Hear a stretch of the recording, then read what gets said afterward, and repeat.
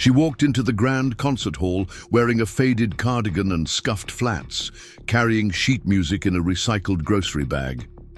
The other contestants, draped in designer gowns and tailored tuxedos, turned to stare. Their whispers sliced through, the air like broken glass. One woman in Versace actually laughed out loud, pointing at her worn leather shoes. They said she didn't belong on that stage. They said she was wasting everyone's time. But when her fingers touched those ivory keys, the entire auditorium fell silent.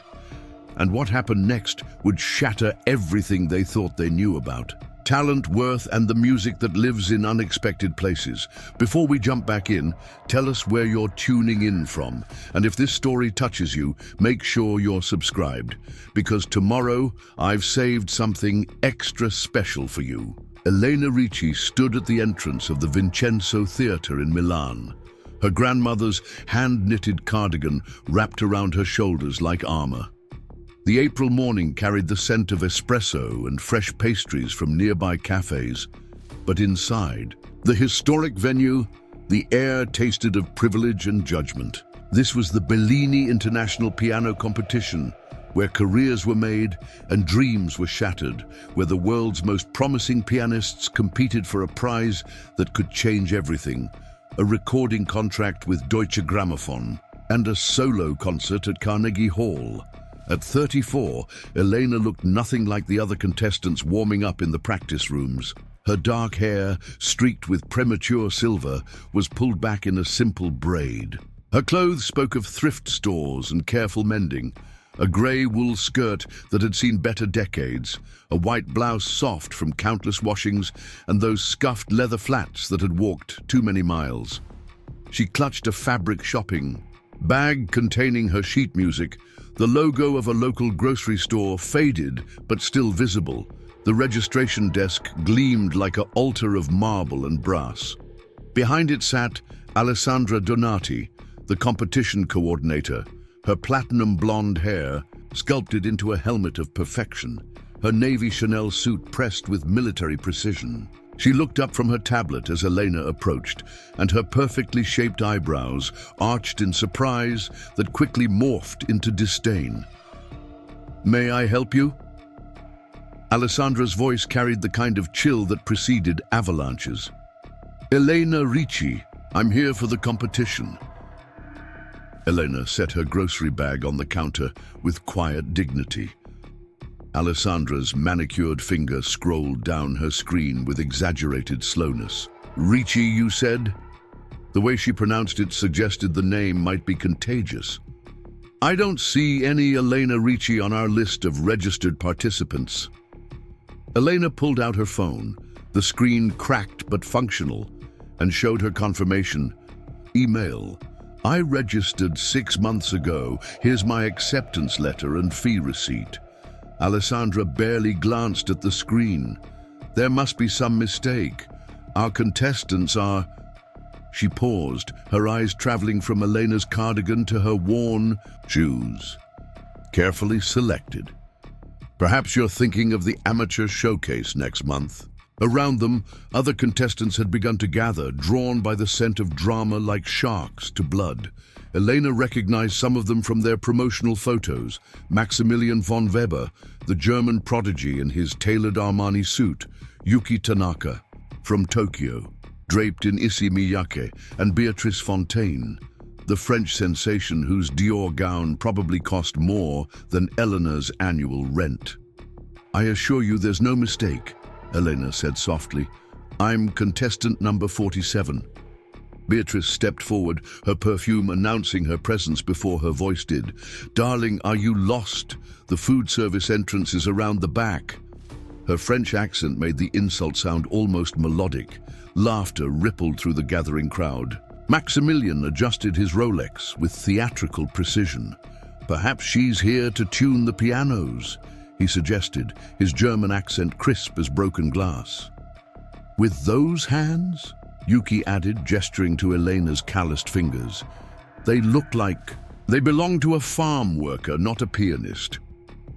Elena's hands, those supposedly offensive hands, remained steady at her sides. Each callus told a story.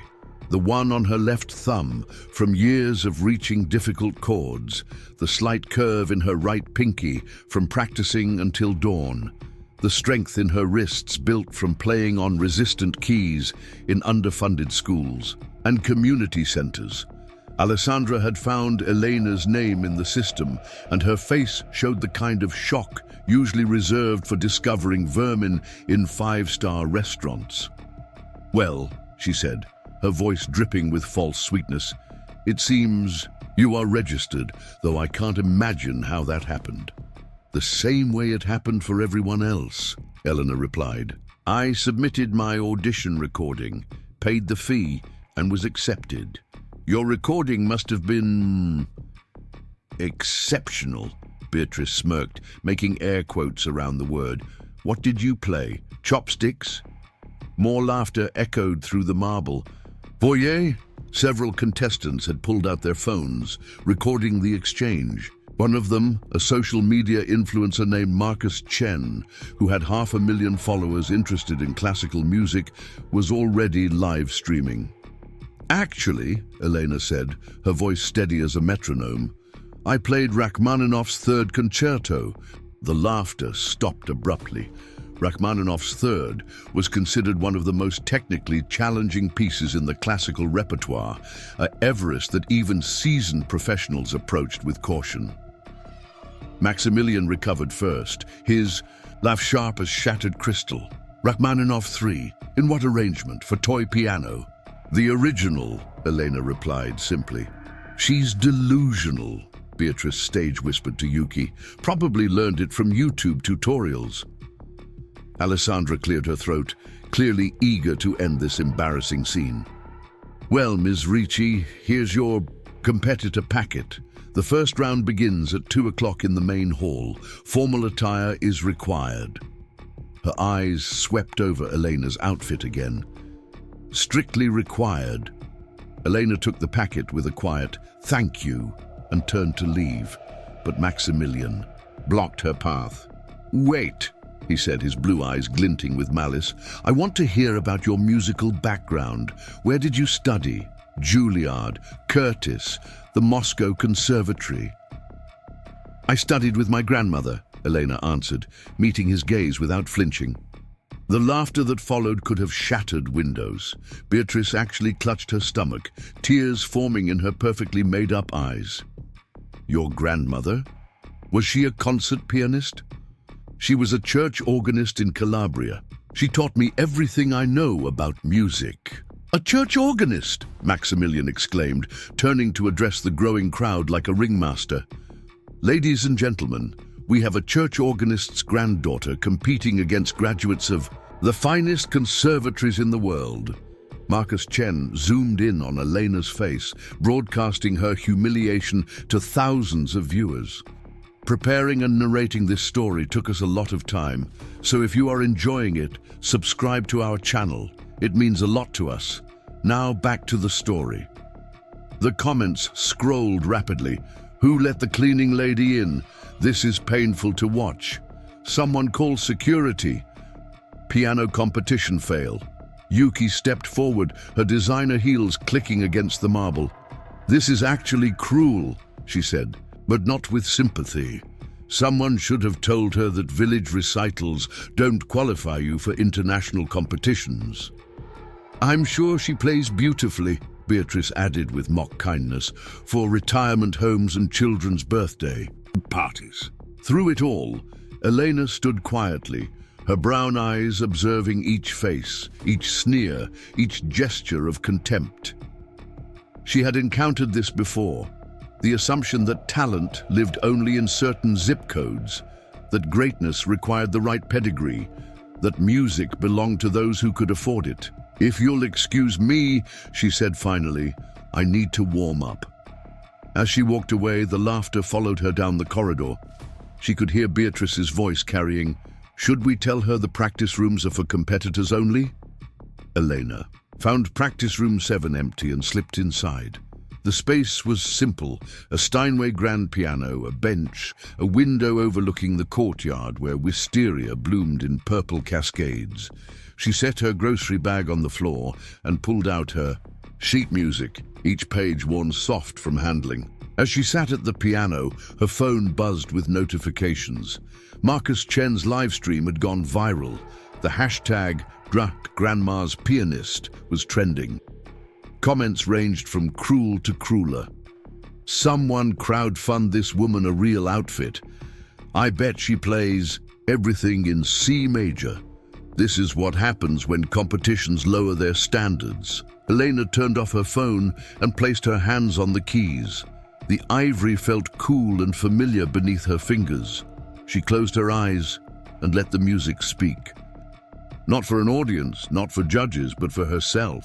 The notes of Chopin's Etude Opus 25, number 11, filled the room. The winter wind etude that had earned its name from its fierce, swirling passages that seemed to capture the very essence of a storm. Outside in the corridor, the laughter gradually died as the music seeped through the walls. A few contestants paused in their gossip, their heads turning toward practice room 7. The storm of notes grew stronger, more intense, the technical passages executed with a precision that spoke of years of dedication. Maximilian, passing by with his entourage, stopped mid-sentence. "What is that?" he asked, his previous smugness replaced by something like uncertainty. "Probably a recording," Beatrice suggested, but her voice lacked conviction. The music built to its climax, then ended with a whisper of wind dying away. Silence followed, heavy with unspoken questions. Then, from somewhere down the hall, someone began practicing scales, and the moment passed. Elena spent the next 2 hours in that room, working through her repertoire. She played Bach's Goldberg variations, letting the mathematical precision of the Baroque master calm her nerves. She moved through Beethoven's Appassionata Sonata, pouring her frustration into its stormy passages. She ended with Debussy, letting Clair de Lune wash over her like moonlight, reminding her why she played, not for glory or recognition, but for the sheer joy of creating beauty from silence. At 1:30, she gathered her music and headed for the main hall. The backstage area buzzed with nervous energy as contestants made final preparations. Beatrice stood before a full-length mirror, adjusting her diamond necklace. Maximilian was flexing his fingers, muttering German phrases under his breath. Yuki sat in lotus position, eyes closed in meditation. They all turned as Elena entered. The atmosphere shifted, charged with barely suppressed amusement. Beatrice's eyes traveled down Elena's unchanged outfit, the same cardigan, the same worn skirt, the same scuffed shoes. "Oh, darling," she cooed with false concern. "Didn't anyone tell you about the dress code?" "I must have misunderstood," Elena replied calmly. "I thought this was a piano competition, not a fashion show." Maximilian snorted. "It's about presentation, about respect for the art form. But then, how would you know? Your grandmother's church probably didn't have a dress code beyond clean." "Actually," Elena said, "she taught me that music doesn't care what you wear. It only cares what's in your heart." "How quaint," Yuki murmured, examining her perfect manicure. "Very Hallmark movie." The competition director, Lorenzo Caruso, appeared in the doorway. A distinguished man in his 60s with silver temples and kind eyes. He had once been a renowned pianist himself before retiring to academia. "Contestants, please take your seats in the performers gallery. We're about to begin." They filed into the grand auditorium, a magnificent space with soaring ceilings painted with scenes from Greek mythology. Crystal chandeliers cast warm light over red velvet seats that could accommodate 2,000 people. Today, the audience consisted of about 300 family members, music students, local press, and most importantly, the panel of 5 judges seated at a long table in the center aisle. Elena recognized them from their photographs. Maria Consuela Santos from the Madrid Conservatory, Dr. Wilhelm Hartmann from the Vienna Philharmonic, Madame Claudette Dubois from the Paris Opera, Professor James McIntyre from the Royal Academy in London, and Maestro Giovanni Benedetti from La Scala. These were the titans of the classical music world, people who could end careers with a raised eyebrow or launch them with a nod of approval. The contestants took their assigned seats in the front rows. Elena found herself between Beatrice and a nervous-looking young man from Poland who kept wiping his palms on his trousers. She could feel Beatrice shrink away slightly, as if poverty might be contagious. Director Caruso took the stage, his presence immediately commanding attention.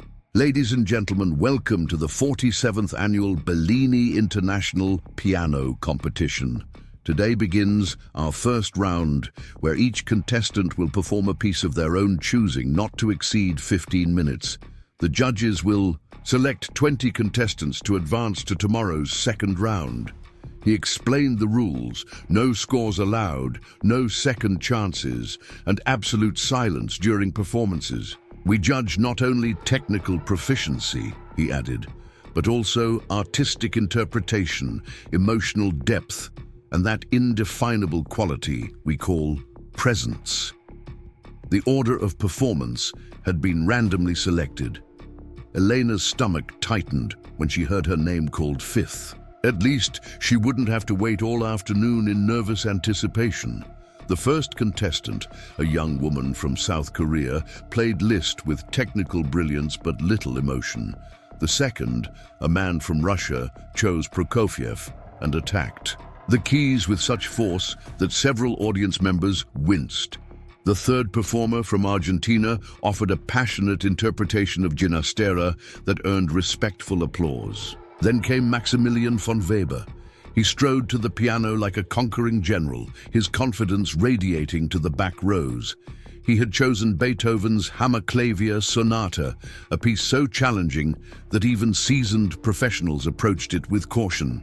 For nearly 30 minutes, far exceeding the time limit, though no one dared interrupt, he demonstrated his technical mastery, his fingers flying across the keys with mechanical precision. The audience erupted in applause. Beatrice led, a standing ovation, her diamonds catching the light as she clapped. The judges made notes, their faces carefully neutral, though Elena caught Maestro Benedetti suppressing a slight frown. Contestant number 5, Director Caruso announced, Elena Ricci from Italy. A hush fell over the auditorium, followed immediately by whispers and poorly suppressed laughter. Several people pulled out their phones, ready to capture what promised to be a disaster.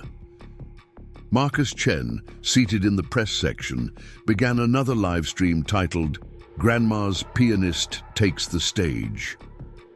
Elena rose and walked to the piano, her steps measured and calm. She could feel hundreds of eyes on her back, taking in every detail of her modest appearance. Someone in the balcony actually giggled. She reached the Steinway grand piano, its black surface gleaming under the stage lights. For a moment, she stood beside it, one hand resting lightly on its curve. Then she sat, adjusting the bench with the same care a surgeon might show preparing for a delicate operation. The whispers grew louder. She could make out fragments. Can't believe they let her. Waste of time. Probably can't even read music. Elena closed her eyes and took a deep breath. In her mind, she heard her grandmother's voice, gentle but firm. When the world is noisy, Elena, let the music speak louder. She placed her hands on the keys and began to play. The opening notes of Chopin's Ballade No. 1 in G minor floated into the air, soft as a whispered secret. The whispers in the audience stopped abruptly, like a candle flame suddenly extinguished. The gentle melody unfolded, each note precisely placed yet somehow spontaneous, as if the music were being discovered rather than performed. Then came the first dramatic shift, the tempo increasing, the melody transforming from gentle contemplation to passionate declaration.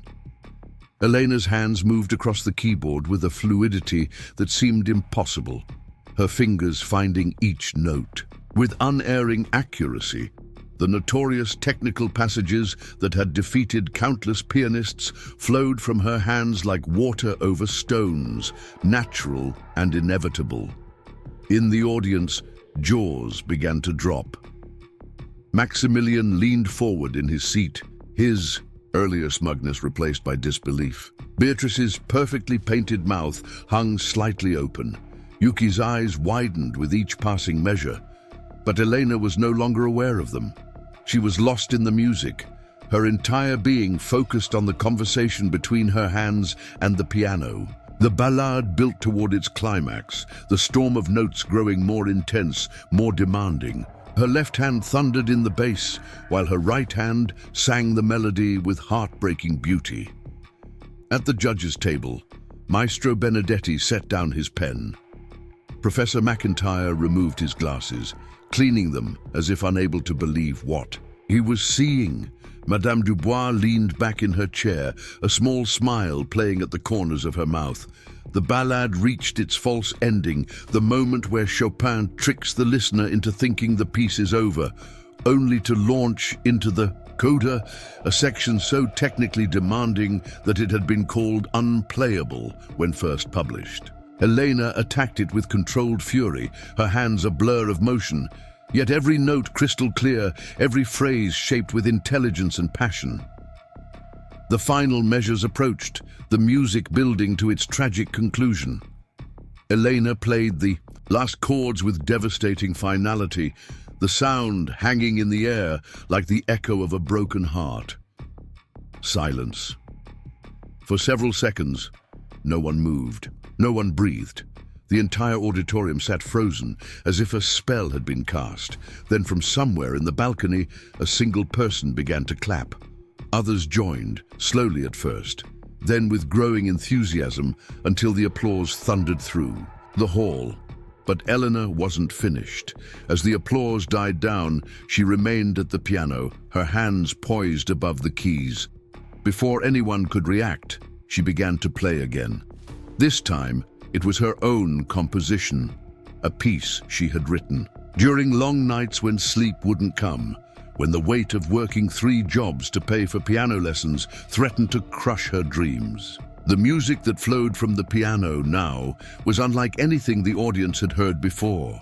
It began with a simple melody, almost folk-like in its purity, reminiscent of the Italian countryside where Elena had grown up.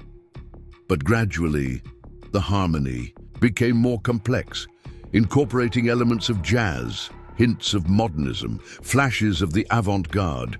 It was the story of her life told in music, the struggles, the disappointments, the moments of transcendent joy when everything else fell away, and there was only the piano and the infinite possibilities of sound. The melody fragmented, reformed, transformed, always returning to that simple theme, but each time revealing new depths, new meanings. In the press section, Marcus Chen had stopped filming. His phone lay forgotten in his lap as he listened, transfixed. Around him, other journalists had set aside their notepads, their cameras, their preconceptions. The composition built to a climax that seemed to encompass all of human experience, joy and sorrow, triumph and defeat, love and loss, before resolving into a final statement of the original theme, now transformed by everything that had come before. The last note hung in the air like a question mark, inviting the listener to provide their own answer. This time, the silence that followed was different. It was the silence of awe, of recognition, of witnessing something extraordinary. Elena sat perfectly still, her hands resting lightly on her thighs, her eyes closed. Then Maestro Benedetti stood up. In the world of classical music, Maestro Giovanni Benedetti was more than a legend. He was an institution. In 40 years of judging competitions, he had never, not once, risen from his seat during a performance. Other judges followed his lead, standing one by one. Professor McIntyre's eyes glistened with unshed tears. Madame Dubois pressed her hand to her heart. The audience rose as one, the applause building to a roar that shook the chandeliers. But In the front rows, several faces remained frozen in shock. Maximilian sat rigid, his hands clenched in his lap. Beatrice stared at the stage, as if seeing a ghost. Yuki had covered her mouth with both hands. Elena stood and bowed simply, without flourish. As she walked back to her seat, the applause continued, following her like a benediction. She had to, past Maximilian and Beatrice, both of whom avoided her eyes. The next performer, a young man from Brazil, took the stage with visible reluctance. How do you follow perfection? He played competently but mechanically, the memory of Elena's performance making everything else seem diminished. The pattern continued through the remaining contestants. Each performance, no matter how technically proficient, felt somehow hollow after what they had witnessed. Even Beatrice, who played Ravel's Gaspard de la Nuit with her usual polish, seemed to have lost her confidence. Her fingers stumbled during Scarbo, the notoriously difficult final movement, and she left the stage with tears in her eyes. When the last contestant finished, Director Caruso returned to the stage. "The judges will now deliberate," he announced. "Results will be posted in 1 hour." The contestants filed out to the lobby, where the atmosphere had completely changed. Where before there had been laughter and gossip, now there was nervous silence. Elena found a quiet corner and pulled out her phone, surprised to find hundreds of notifications. Marcus Chen's live stream had exploded. The video titled "Grandma's Pianist Destroys Competition" had been shared thousands of times. Comments poured in. "Who is this woman? I've never heard the Chopin ballade played like that. That original composition made me cry. We were all wrong. So wrong." But Elena wasn't interested in social media vindication. She was thinking about her grandmother, who had passed away 3 years ago, who had sold her own piano to pay for Elena's first real lessons, who had believed when no one else would. Elena, the voice was hesitant, uncertain. She looked up to find Maximilian standing before her, his designer suit somehow less imposing than before. "I owe you an apology," he said, the words seeming to cost him physical pain. "I've studied at the finest conservatories in Europe, had the best teachers money could buy, and I've never played with half the feeling you showed today." Before Elena could respond, Beatrice approached, her perfect makeup streaked with tears. "How?" she asked simply. "How did you learn to play like that?" "My grandmother used to say that music isn't something you learn," Elena replied. "It's something you live. Every struggle, every joy, every moment of doubt. It all goes into the music. The piano doesn't care about your clothes or your background. It only cares about your truth." One by one, other contestants approached, some to apologize, others simply to express their amazement. Yuki bowed deeply, a gesture of profound respect in her culture. The young Polish pianist asked shyly if Elena gave lessons. When Director Caruso finally emerged with the results, the outcome surprised no one. Elena Ricci had not only advanced to the second round, she had received the highest scores in the competition's history. All 5 judges had given her perfect marks, with Maestro Benedetti adding a handwritten note to his evaluation. "In 30 years of judging, I have never heard Chopin played with such understanding. This is not just technique, this is poetry." But the real surprise came as Elena was gathering her things to leave. A distinguished-looking woman in an elegant business suit approached her. "Ms. Ricci, I'm Alexandra Rothschild from Deutsche Grammophon." She extended a business card with the famous yellow label logo. "I've been attending these competitions for 20 years, always looking for something special. Today, I found it." Elena took the card with trembling fingers. Deutsche Grammophon was the most prestigious classical music label in the world, home to legends like Horowitz, Rubinstein, and Argerich. "We'd like to discuss recording your Chopin interpretations," Alessandra continued, "and that original composition, it needs to be heard by the world." As Elena left the Vincenzo Theatre that evening, the April sun painting the sky in shades of rose and gold, she thought about the journey that had brought her here. The years of practicing on an old upright piano with broken keys, the nights spent transcribing music by hand because she couldn't afford scores, the countless rejections from music schools that looked at her address and saw only limitations. Tomorrow would bring new challenges. The second round required a full concerto with orchestra, and the finals demanded a recital program that would test the limits of even the most seasoned professionals. There would be more doubts, more questions, more people waiting for her to fail.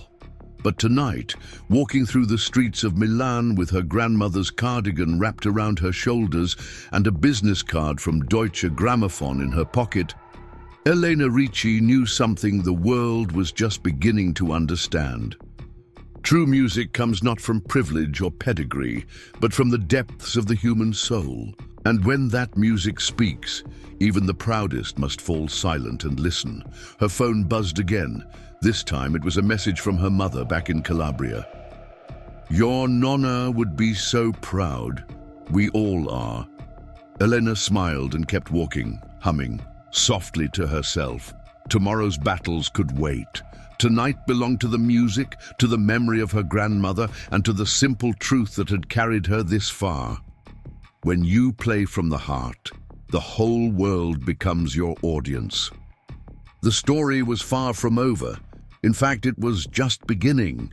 The morning of the second round arrived wrapped in spring rain, droplets dancing against the windows of Elena's modest hotel room at the Pensione Luna, while other contestants stayed.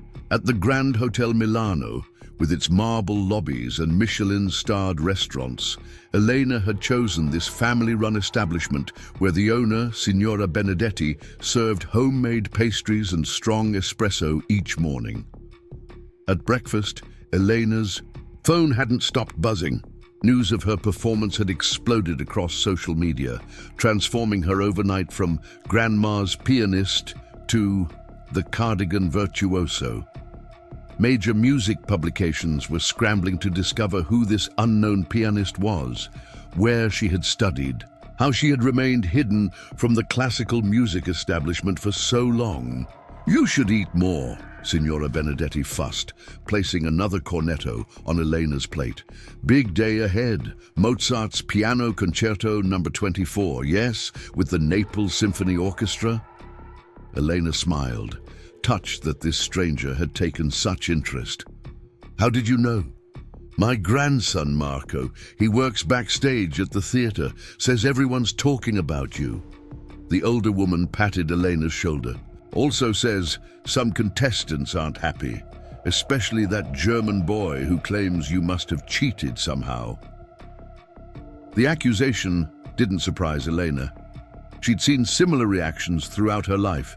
The disbelief that someone without the right credentials could possess genuine talent.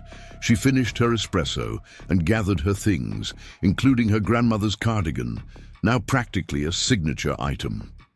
At the Vincenzo Theatre, the atmosphere crackled with anticipation. The second round would feature only 20 contestants, each performing a full concerto with the Naples Symphony Orchestra, conducted by the temperamental maestro Alfredo Di Marco.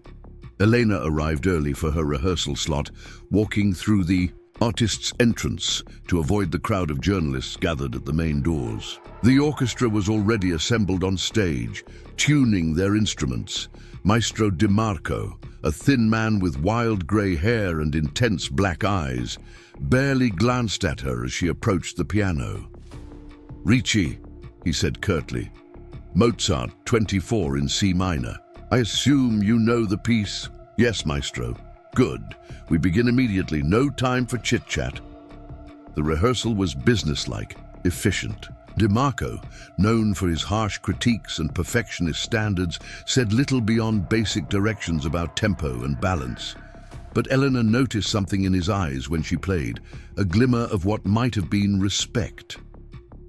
After the rehearsal, Elena retreated to a practice room to review the intricate passages of Mozart's concerto. The piece, written during one of the composer's darkest periods, contained depths of emotion beneath its classical structure.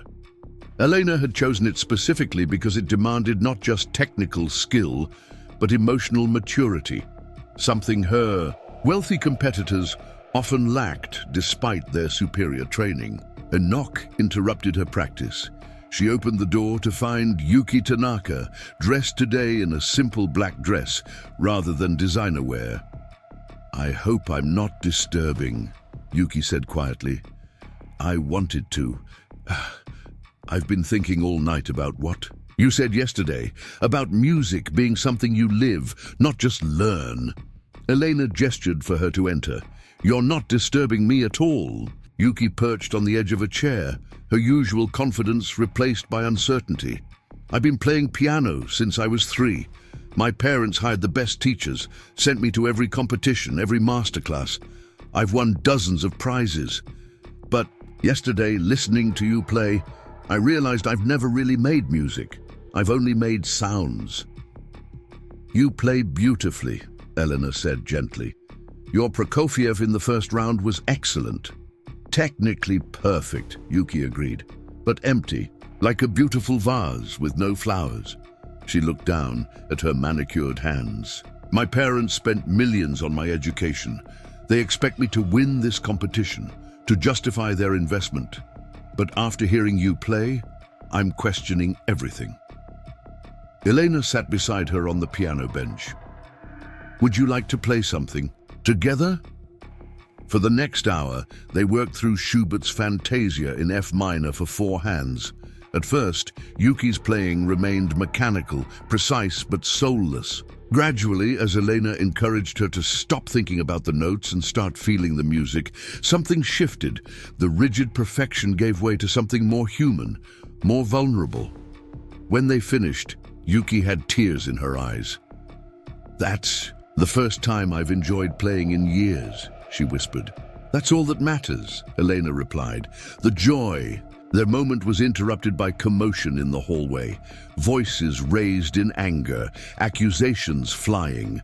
Elena and Yuki emerged to find Maximilian von Weber confronting Marcus Chen, who had apparently captured their practice session on video.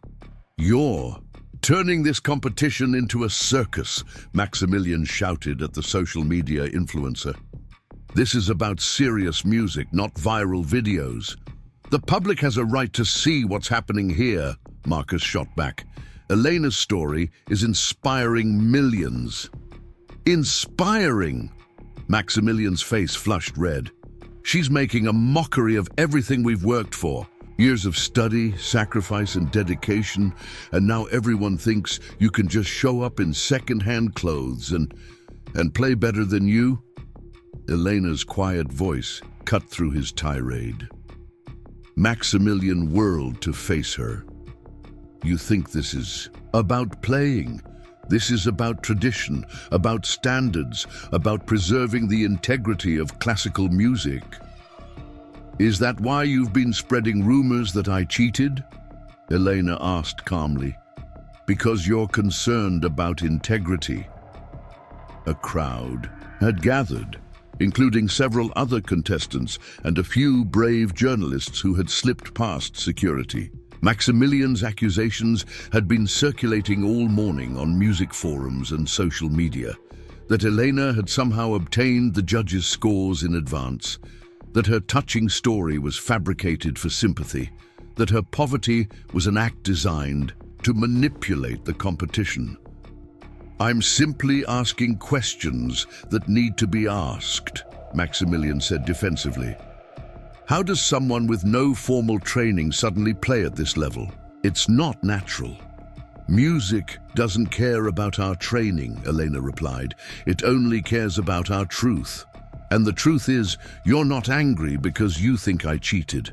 You're angry because I've shown that everything you believed about talent and privilege might be wrong." Before Maximilian could respond, Beatrice appeared, having overheard the confrontation. To everyone's surprise, she stepped forward to stand beside Elena. "She's right," Beatrice said quietly. I've been thinking about it all night too. We've been taught that excellence comes from the right schools, the right teachers, the right connections.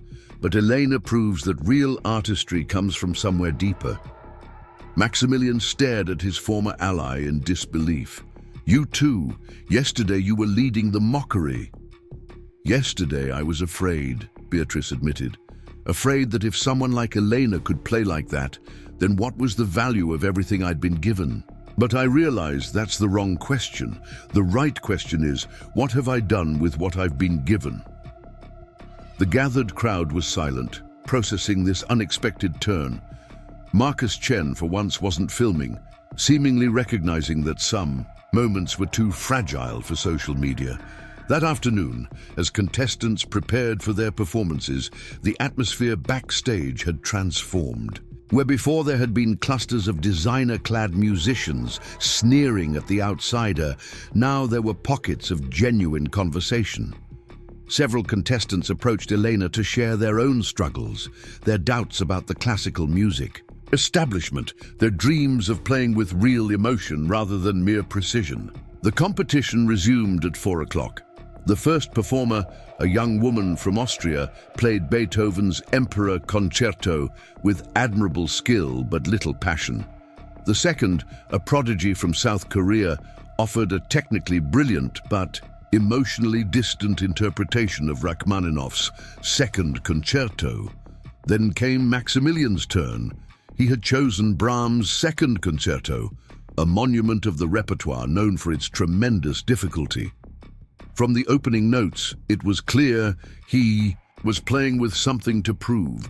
His technique was flawless, his execution precise. But there was an anger in his playing now, a desperate need to assert his superiority that transformed the music from art into combat. The audience applauded politely when he finished, but the enthusiasm that had greeted his first-round performance was notably absent. Even he seemed to sense it, his bow stiff and formal before stalking off stage. Beatrice followed, playing Ravel's G Major Concerto. Her performance surprised everyone.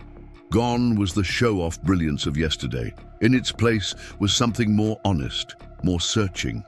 She played as if discovering the music for the first time, with a vulnerability that brought tears to several audience members' eyes. Finally, it was Elena's turn. She walked onto the stage in the same cardigan and simple dress, no longer self-conscious about her appearance. The orchestra watched her with interest rather than disdain, several musicians nodding in greeting. Maestro Di Marco raised his baton, and the dark opening chords of Mozart's C minor concerto filled the hall. Elena waited, counting the measures, then entered with the piano's response, a theme both questioning and profound. The concerto unfolded like a conversation between old friends. Elena's playing had all the technical precision the piece demanded, but it was her emotional understanding that elevated the performance into something extraordinary. In the development section, where Mozart's writing becomes almost operatic in its drama, Elena found colors and nuances that made the familiar music sound newly minted. The second movement, with its serene beauty, became a meditation on loss and acceptance. Elena thought of her grandmother as she played, of all the sacrifices made so she could be here. The music seemed to flow through her, rather than from her, each phrase shaped by a lifetime of experiences. The final movement, with its variations that shift between major and minor, joy and sorrow, became a celebration of life's complexity. The orchestra, inspired by Elena's artistry, played with unusual commitment, following her lead through each emotional transition. When the last chord faded, the silence that followed felt sacred. Then the applause began, building to a thunderous ovation that seemed to shake the very foundations of the old theater. The orchestra members were on their feet, tapping their stands in the traditional musician's tribute. Even Maestro Di Marco, not known for displays of emotion, was applauding with genuine enthusiasm. In the audience, several of the judges were engaged in animated discussion. Maestro Benedetti was gesturing excitedly to Professor McIntyre, while Madame Dubois dabbed at her eyes with a handkerchief. But the real drama was yet to come. During the intermission, as the judges deliberated over the first half of performances, Maximilian stormed into the green room, where contestants waited. His face was flushed, his carefully styled hair disheveled. "This is a conspiracy," he announced to the room at large. "I've just learned that Maestro Benedetti has been investigating Elena's background. He's discovered something that disqualifies her from this competition." All eyes turned to Elena, who sat calmly in a corner, still wearing her grandmother's cardigan-like armor. "What are you talking about?" Beatrice demanded. "She's not who she claims to be," Maximilian said triumphantly. "Her real name isn't even Elena Ricci. She's been lying to all of us." The room erupted in confusion. Other contestants gathered around, drawn by the drama. Marcus Chen appeared with his phone, unable to resist documenting this latest development. "Is this true?" Yuki asked Elena directly. Elena stood slowly, her calm demeanor unchanged. "My legal name is Elena Marie Benedetti," she said quietly. "Ricci was my grandmother's maiden name. I've used it professionally to honor her memory." "Benedetti?" Maximilian's eyes widened. "As in Maestro Giovanni Benedetti, the head judge?" "As in my great-uncle," Elena confirmed, "though we haven't spoken in 20 years. The revelation sent shockwaves through the room. If Elena was related to the head judge, it cast her entire participation in a new light. No wonder she had scored so highly. No wonder she played with such confidence. "I knew it!" Maximilian crowed. "This whole competition is rigged." "You're wrong!" came a voice from the doorway. Maestro Benedetti himself stood there, his dignified presence commanding immediate attention. "I recused myself from judging Elena's performances the moment I saw her name on the entry list. All her scores have come from the other 4 judges." He walked into the room, his eyes meeting Elena's for the first time in 2 decades. "The truth is, I haven't seen my great-niece since she was 14 years old, when my brother, Elena's grandfather, disowned me for pursuing music instead of joining the family business. He forbade all contact between us." The room was silent, everyone sensing they were witnessing something profound and personal. "I didn't know Elena had continued with music," Benedetti continued. "I didn't know about her talent, her struggles, or her dreams. I learned all of this only yesterday, like everyone else, when she sat down at that piano and showed us what real music sounds like." He turned to address the room at large. "I've spent my life in the highest circles of classical music. I've heard the greatest pianists of our time. But yesterday, my great-niece reminded me why I fell in love with music in the first place. Not for the prestige or the accolades, but for its power to reveal the human soul." Maximilian, deflated by this turn of events, tried one more attack. "But still, the family connection means nothing," Benedetti cut him off. "Elena earned her place here through blind auditions, judged by a panel that had no idea who she was. She's continued to earn it with every note she plays. The only person obsessed with connections and privilege here is you." The truth of this statement hung in the air, undeniable and damning. Maximilian, who had built his entire identity on being the scion of a musical dynasty, found himself face to face with someone who had achieved more with less. Elena, who had remained silent through most of this exchange, finally spoke. "I've never asked for special treatment. I've never wanted anything but the chance to play. My great-uncle is right. We haven't spoken since I was a child.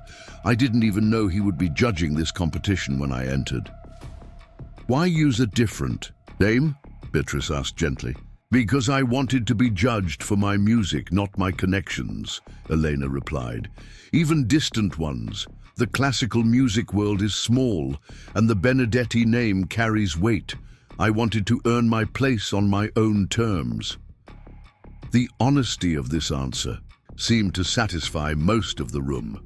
Even those who had been skeptical found themselves believing in Elena's integrity. Maximilian, isolated in his accusations, slunk away to nurse his wounded pride. As the afternoon wore on, more contestants performed their concertos. Yuki Tanaka surprised everyone with a heartfelt rendition of Chopin's first concerto, playing with a newfound emotional depth that moved several audience members to tears. It was clear that her morning session with Elena had awakened something in her playing. The day's final performer was Beatrice Fontaine, who had traded her Dior gown for a simpler dress that somehow suited her better.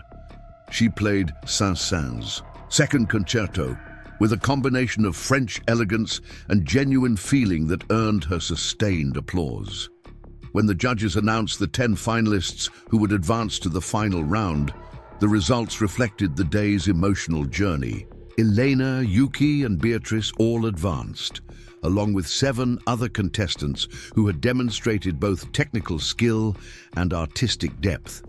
Notably absent from the list was Maximilian von Weber, whose angry performance had apparently failed to impress the judges. As the contestants dispersed for the evening, Elena found herself surrounded by fellow musicians who wanted to talk, to share, to understand how she had developed such a profound connection to the music. She spoke with them honestly about her journey, about the years of struggle and doubt, about her grandmother's unwavering faith in the power of music to transcend all boundaries. Later that night, alone in her room at the Pensione Luna, Elena received a text message from an unknown number. "My office tomorrow morning, 9 a.m. We need to talk. Uncle Giovanni?" Elena stared at the message for a long time, wondering what this reunion might bring. 20 years of silence lay between them, years that had shaped both their lives in unexpected ways. Tomorrow would bring not just the final round of the competition, but also a reckoning with family history. But that was tomorrow's challenge. Tonight, Elena sat by her window, watching the rain-washed streets of Milan glisten under the streetlights, and thought about how music had brought her to this moment. Not the music of concert halls and conservatories, but the music of life itself. Complex, unpredictable, sometimes harsh, but always honest. She pulled her grandmother's cardigan closer around her shoulders and hummed a simple melody from her childhood, a lullaby that had comforted her through countless difficult nights. Tomorrow would bring its own challenges, but tonight she was exactly where she was meant to be. The competition was far from over, but something fundamental had shifted. It was no longer about proving anything to anyone. It was about the music itself, about the sacred responsibility of bringing dead notes to life, of finding in those black marks on white paper the entire spectrum of human experience. As she prepared for bed, Elena's phone buzzed with one final message of the day. It was from Yuki. "Thank you for showing me how to really play. Tomorrow, we make music." Elena smiled and turned off the light. Yes, tomorrow they would make music, real music, the kind that changes not just competitions, but lives. The morning mist clung to Milan's cobblestone streets as Elena made her way to the Teatro alla Scala, where Maestro Giovanni Benedetti kept his private office. The legendary opera house stood silent at this early hour, its marble facade gleaming in the weak spring sunlight. A security guard, recognizing her from the competition coverage, waved her through with a respectful nod. Elena climbed the worn stone steps to the 3rd floor, her footsteps echoing in the empty corridors lined with portraits of legendary conductors and composers. At the end of the hallway, a heavy oak door bore a simple brass nameplate, G. Benedetti, Artistic Advisor. She knocked twice. Enter. The office was exactly as she might have imagined. floor-to-ceiling bookshelves crammed with scores, a grand piano in the corner, and windows overlooking the Piazza della Scala. Maestro Benedetti sat behind an antique desk, his silver hair catching the morning light. For a moment, neither spoke. "You have your mother's eyes," he said finally, "but your grandmother's hands."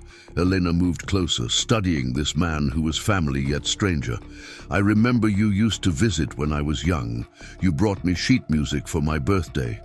Bach's two-part inventions," he nodded. "You were 7, already playing with such natural phrasing." He gestured to a chair. "Sit, please. We have much to discuss before tonight's final."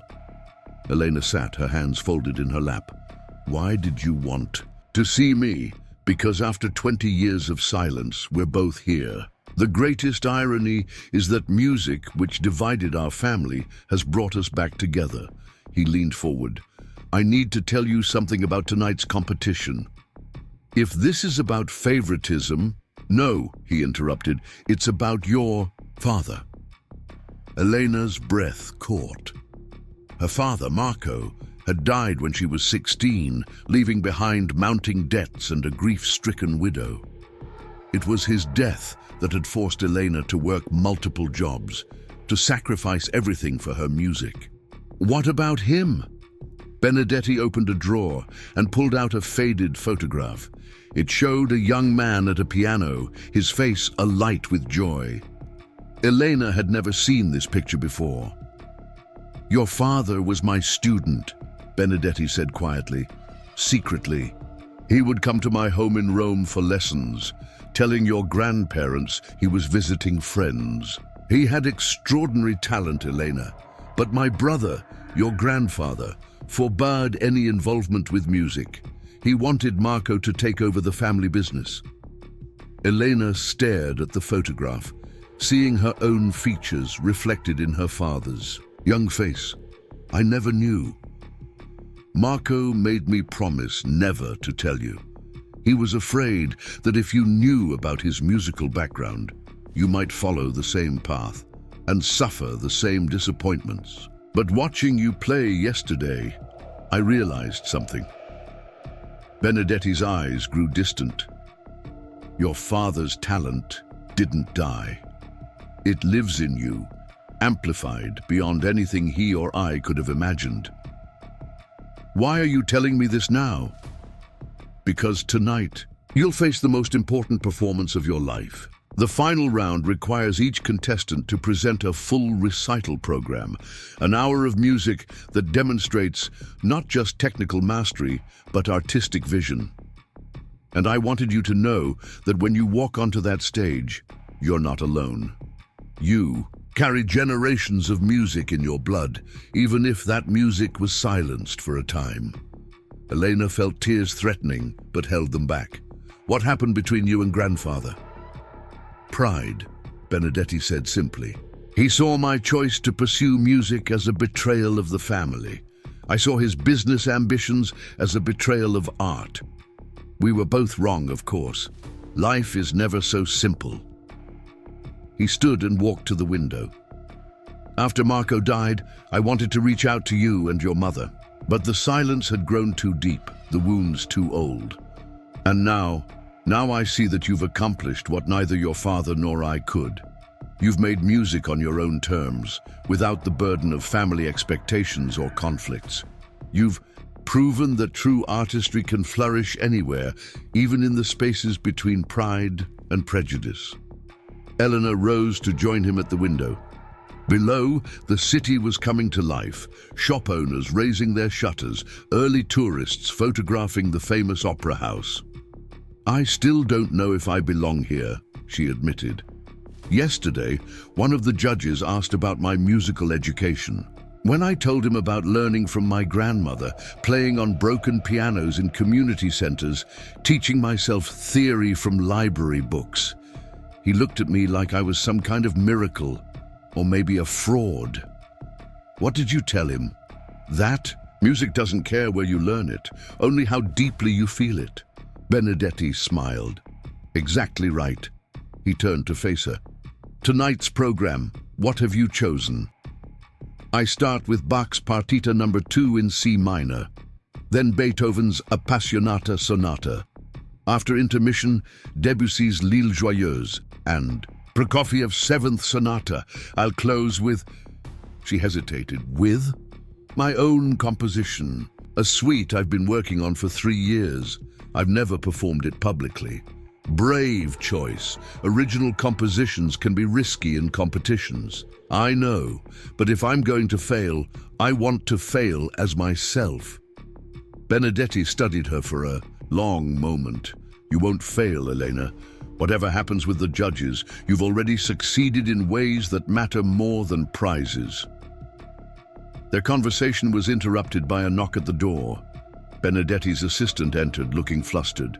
Maestro, forgive the interruption, but there's a situation downstairs. Several contestants are demanding to speak with the competition director. They're claiming the scoring system is compromised. Benedetti sighed. Let me guess, Maximilian von Weber is leading this revolt? How did you know? Because wounded. Pride often masquerades as righteous indignation. Tell them I'll be down shortly. The assistant left, and Benedetti turned back to Elena. You should go. Rest before tonight. We'll talk more after the competition. Uncle Giovanni? Elena said at the door. It was the first time she'd used the familial address. Thank you for telling me about my father. He would have been so proud of you, Benedetti replied softly. As am I. Elena spent the rest of the morning in her hotel room, trying to rest but finding sleep impossible. Her phone buzzed constantly, with interview requests, messages of support, and notifications about her growing social media following. She turned it off and sat at the small upright piano the hotel had moved into her room, playing through her program one final time. At 5 o'clock, she arrived at the theater for a brief rehearsal. The atmosphere backstage was tense. Maximilian had indeed filed a formal complaint, joined by 3 other eliminated contestants. They demanded a review of all scores and suggested that Elena's family connection, however distant, had influenced the judges. The competition director, Lorenzo Caruso, addressed all the finalists in the green room. These allegations are being taken seriously, but will not delay tonight's final. An independent panel has reviewed all scoring and found no irregularities. The competition will proceed as planned. Maximilian stormed out, followed by his supporters. The remaining finalists, Elena, Yuki, Beatrice, and 7 others, exchanged glances of mixed relief and anxiety. Ignore him, Beatrice said to Elena. He's desperate to blame anyone but himself for his elimination. At exactly 8 o'clock, the house lights dimmed in the Vincenzo Theatre. The audience tonight was even larger than before, with standees in the back and overflow seating in the balconies. Critics from major publications occupied the press section, their laptops glowing in the darkness. Several television cameras had been permitted to film the historic final. The running order had been randomly selected. Elena would perform 7th out of 10 finalists, late enough that the judges would be fully warmed up, but not so late that fatigue might affect their attention. The first finalist, a young man from Argentina, opened with a fierce rendition of Ginastera's Piano Sonata No. 1. His technique was impressive, but nerves seemed to affect his control in the quieter passages. The second contestant, a woman from Russia, offered a program of Scriabin and Rachmaninoff that showcased her romantic sensibilities, but occasionally lacked structural coherence. As each pianist performed, Elena sat in the artist's room, trying to center herself. She thought about her grandmother's small church in Calabria, where she had first learned to make music. She remembered her father's hands in that newly discovered photograph. Poised above piano keys, he was forbidden to touch professionally. Yuki performed 5th, presenting an ambitious program that began with Bach and ended with Messiaen. The transformation in her playing was remarkable. Where once there had been cold precision, now there was warmth and humanity. The audience responded with enthusiasm, and Elena felt genuine happiness for her new friend. Beatrice followed with a program of French music. Rameau, Ravel, and Debussy played with elegance and newfound emotional depth. When she finished her final piece, she looked directly at Elena in the wings and smiled, a gesture of solidarity that would have been unthinkable just days ago. Then it was Elena's turn. She walked onto the stage in the same simple grey dress she had worn for the first round, her grandmother's cardigan draped over her shoulders. The whispers that had initially greeted her appearance were now replaced by respectful silence. The audience knew they were about to witness something special. Elena sat at the piano, adjusted the bench, and placed her hands on the keys. She closed her eyes for a moment, feeling the weight of history, her grandmother's sacrifices, her father's hidden dreams, her own long journey to this moment. She began with Bach. The Partita No. 2 in C minor unfolded like a mathematical proof of the divine, each voice clear and distinct, yet part of an inevitable whole. Elena's interpretation was neither romantic nor austere, but found the perfect balance between heart and mind. The sinfonia that opened the work set the tone, grave yet hopeful, complex yet transparent. As she moved through the dance movements, Allemande, Courante, Sarabande, each took on its own character while contributing to the larger architecture. The sarabande, in particular, was played with such profound introspection that several audience members found themselves holding their breath. Without pause, she transitioned to Beethoven's Appassionata. If Bach represented the divine order, Beethoven was human passion unleashed. Elena attacked the opening movement with controlled fury, the famous fate motif thundering through the hall. Yet even in the storm, there was purpose, direction, meaning. The slow movement provided blessed contrast, a theme and variations that Elena shaped with the patience of a sculptor. Each variation revealed new facets of the simple theme, building toward a moment of transcendent beauty before the storm returned. The final movement was apocalyptic.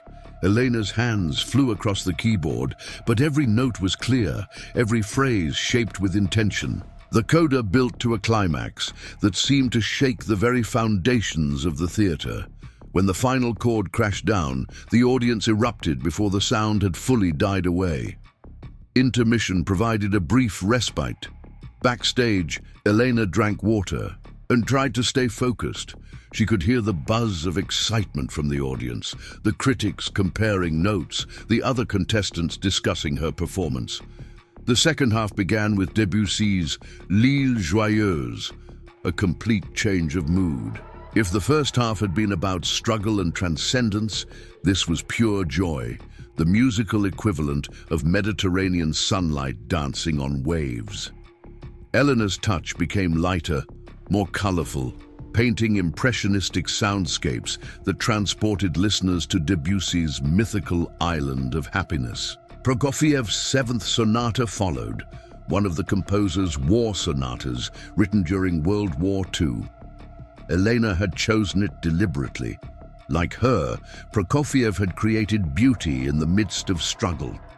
The first movement's driving rhythms and harsh dissonances spoke to modern anxiety, while the slow movement offered an oasis of troubled lyricism. The finale, with its relentless 7-8 meter, built to a conclusion of savage triumph. Then came the moment Elena had both anticipated and dreaded. She spoke to the audience for the first time. "My final piece tonight is my own composition, a suite in 4 movements called Songs My Grandmother Taught Me. It's dedicated to Maria Calabresi, who showed me that music lives everywhere, even in the places where people say it doesn't belong." The suite began with Morning Bells, inspired by the church where her grandmother had played organ for 40 years. Simple melodies, like folk songs, gradually became more complex, interweaving like the voices of a congregation. Market day followed, a bustling rhythmic movement that captured the energy of the town's square, where Elena had played her first public concert on an old upright piano someone had wheeled outside. The third movement, Lullaby for Hard Times, was achingly beautiful. Based on the melody her grandmother hummed while cooking, it spoke of love persisting through poverty, of beauty surviving hardship. In the hall, people wept openly. The finale, Dance of the Wild Roses, celebrated the flowers that grew despite neglect in her grandmother's tiny garden. It began with a simple tarantella rhythm, but gradually incorporated elements from all the classical works Elena had just performed. Bach's counterpoint, Beethoven's Passion, Debussy's Color, Prokofiev's modern harmonies, weaving them into something entirely new, yet deeply rooted in tradition. As the final notes faded, the silence lasted even longer than before. Then the dam broke. The ovation that followed was unprecedented in the competition's history. The audience rose as one, applauding, cheering, stamping their feet. Flowers rained. Onto the stage, the judges themselves stood and applauded. Elena bowed, tears streaming down her face. As she straightened, she saw her uncle Giovanni in the wings, also weeping. They had found their way back to each other through the only language that truly mattered. The final three contestants performed admirably, but the evening already belonged to Elena. When all recitals were complete, the judges retired to deliberate. The wait was shorter than expected. Lorenzo Caruso returned to the stage, envelope in hand. Ladies and gentlemen, for the first time in the history of the Bellini International Piano Competition, the judges have reached a unanimous decision for the gold medal. He opened the envelope with theatrical slowness. The winner of this year's competition and the recipient of the Deutsche Grammophon recording contract and Carnegie Hall debut is Elena Ricci. The theater exploded in celebration. Elena, overwhelmed, was embraced by Yuki and Beatrice, then by other contestants who had once scorned her.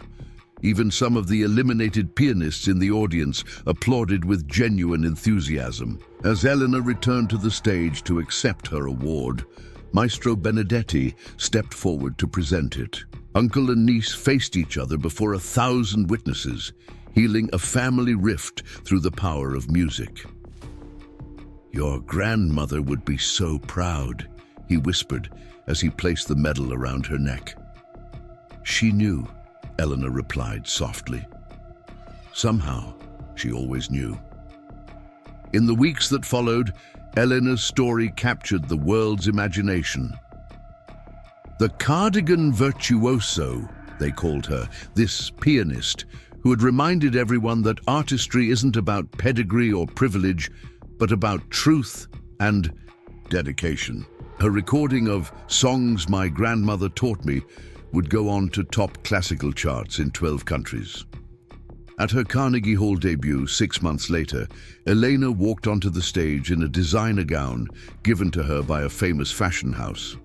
But she carried, folded over her arm, the same worn cardigan she had worn in Milan. Before sitting at the piano, she placed it carefully on the bench beside her, a reminder of where she came from and of all the people who had helped her arrive. At this moment, as she began to play, she thought of her grandmother's words. "Music doesn't live in grand halls, cara mia. It lives in hearts brave enough to let it out, no matter what the world says." And Elena played, letting the music out, sharing it with the world that had finally learned to listen. Up next, you've got 2 more standout stories right on your screen. If this one hit the mark, you won't want to pass these up. Just click and check them out.